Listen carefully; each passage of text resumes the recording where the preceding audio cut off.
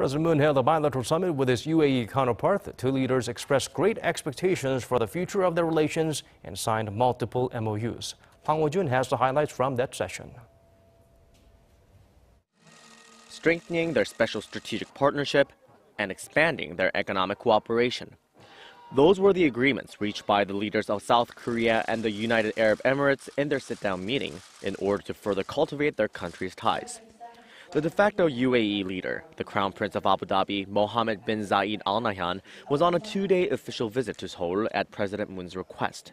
During their meeting, the two leaders had high praise for the increase in cooperation between Seoul and Abu Dhabi since their special strategic partnership was established last year.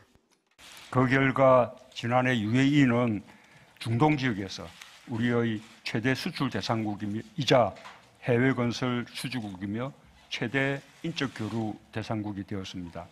And so, President Moon said he's expecting more to come out of the bilateral relationship between Seoul and the UAE.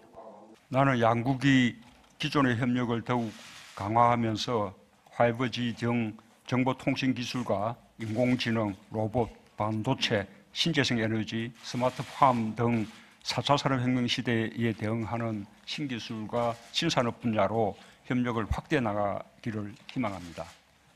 The Blue House also confirmed that the two leaders pledged to continue to closely cooperate to maintain the safety of the Barakah nuclear power plant in the UAE, which is being built by South Korean companies.